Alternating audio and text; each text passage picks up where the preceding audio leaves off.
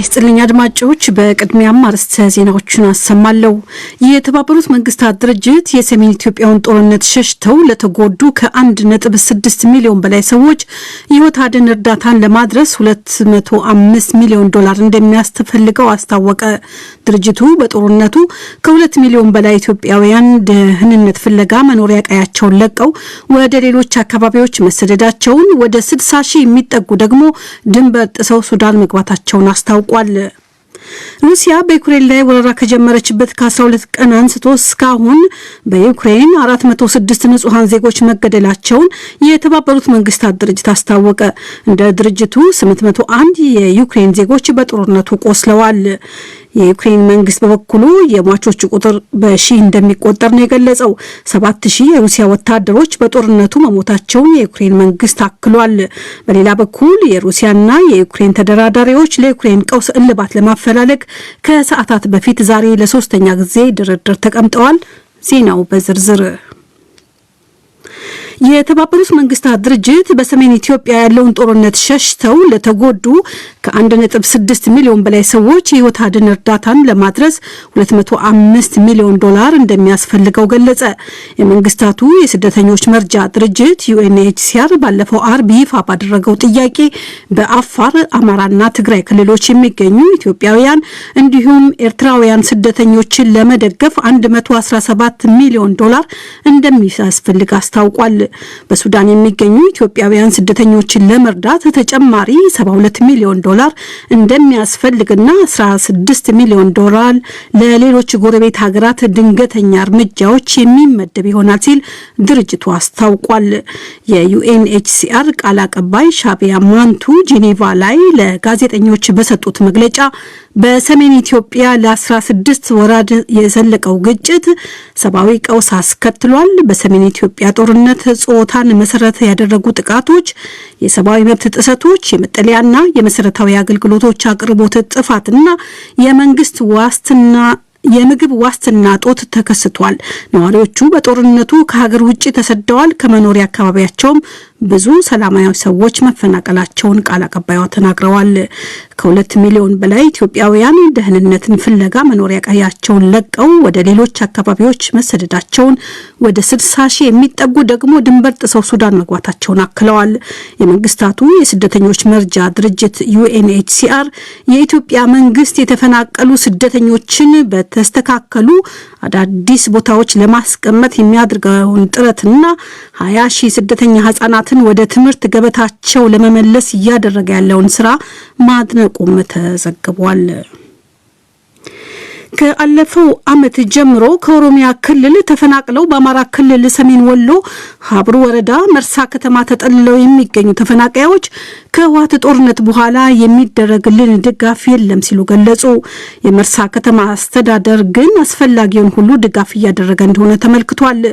በ2013 ዓ.ም ከኦሮሚያ ክልል ወለጋ አካባቢ ተፈናቅለው በሰሜን ወሎ ሀብሩ ከተማ የሚገኙ ተፈናቃዮች በቅርቡ በተደረገው ጦርነት ምክንያት ተጠልለው ከነበረበት መርሳ ወደ ደሴ፣ ከደሴ እንደገና ወደ ደብረ ብርሃን፣ አሁን ደግሞ እንደገና ወደ መርሳ ቢመለሱም የተደረገላቸው ድጋፍ እንደሌለ ነው የሚናገሩት።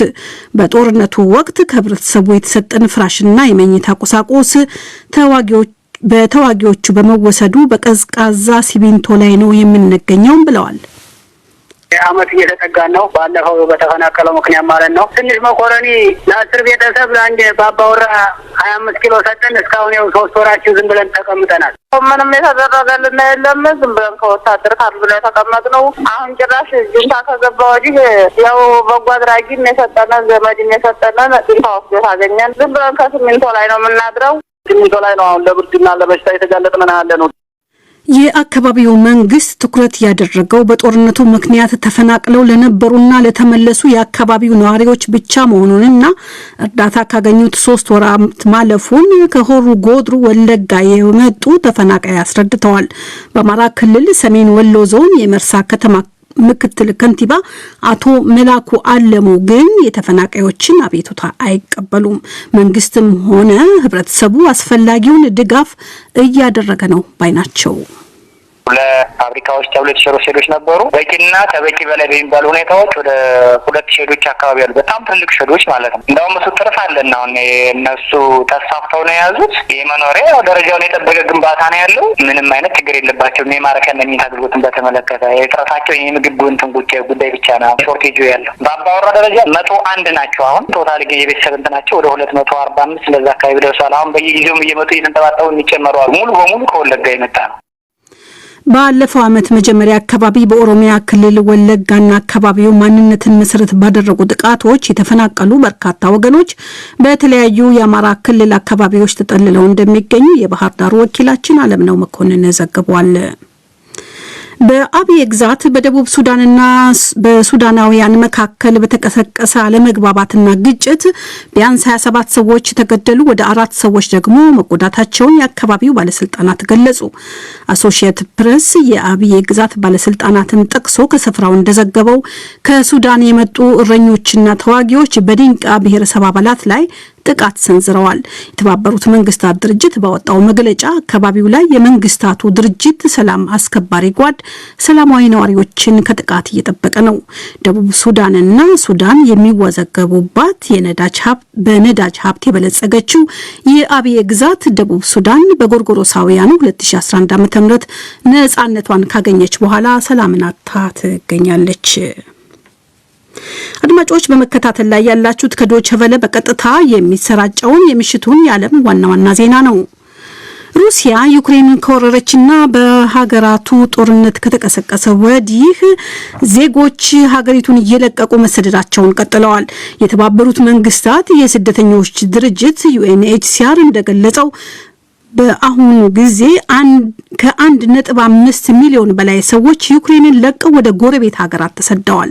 እንደ መንግስታቱ የስደተኞች ድርጅት ይህ የዩክሬናውያን በአጭር ጊዜ ውስጥ በገፍ ሀገር ለቆ መሰደድ ከሁለተኛው የዓለም ጦርነት ወዲህ ለመጀመሪያ ጊዜ የታየ የስደተኞች ቀውስ ነው። በዩክሬን በሚታየው ትርጉም የለሽ ግጭት በአስቸኳይ ካልቆመ በቀር በሚቀጥሉት ቀናት በሚሊዮን የሚቆጠሩ ሰዎች በቀጣይ ሀገር ለቀው ይሰደዳሉ ሲል UNHCR አስጠንቅቋል። ዩክሬንን የምትጎራበተው የፖላንድ ድንበር ጠባቂዎች እንደገለጹት ጦርነቱ ከተጀመረ ጊዜ አንስቶ በ12 ቀናት ውስጥ ከ1 ሚሊዮን የሚበልጡ የዩክሬን ነዋሪዎች ፖላንድ ገብተዋል። እስካሁን 37800 ዩክሬናውያን ወደ ጀርመን መግባታቸውም ታውቋል። የአውሮፓ ህብረት 5 ሚሊዮን የዩክሬን ዜጎች ወደ አውሮፓ ህብረት ሀገራት ይሰደዳሉ ብሎ እንደሚያምን ከወዲሁ ገልጿል። የሩሲያ ጦር በተለያዩ በዩክሬን ክልሎች ጥቃቱን አጠናክሮ መቀጠሉ እየተዘገበ ነው። የዩክሬን መንግስት የመረጃ ምንጭ ይፋ እንዳደረገው የሩሲያ ጦር ጥቃት ያተኮረው በሀገሪቱ ሁለተኛ ትልቅ ከተማ ሃርከፍ በሰሜን ምስራቅ ዩክሬን በምትገኘው በሲያሚ ከተማ ላይ እና በደቡባዊ ኒኮላይቭ ከተማ ላይ ነው ብሏል። በዩክሬን መንግስት መረጃ መሰረት ሞስኮ በኪየቭ ላይ ጥቃት ለማካሄድና ከተማዋን በቁጥጥር ስር ለማድረግ ያለውን አቅም ሁሉ እየሰበሰበ ነው።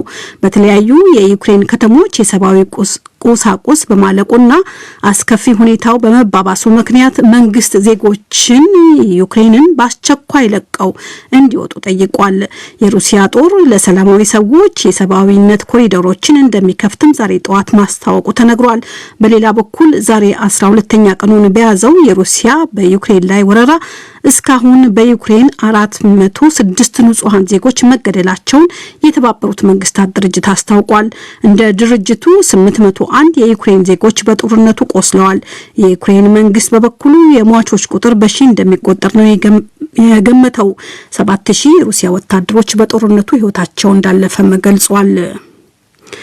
በሩሲያ ወታደሮች ተከባ የምትገኘው የዩክሬን ወደብ ከተማ ማሪዮፖል የሚገኙ በመቶ ሺዎች የሚቆጠሩ ሰላማዊ ዜጎችን ለመታደግ የሚደረገው ጥረት ዛሬም ሳይሳካ መቅረቱ ተነግሯል። ሰላማዊ ሰዎች እንዳይወጡ የሞስኮም ሆነ የዩክሬን መንግስት አንዱ ሌላኛውን ጥፋተኛ ሲሉ ይወነጃጀላሉ።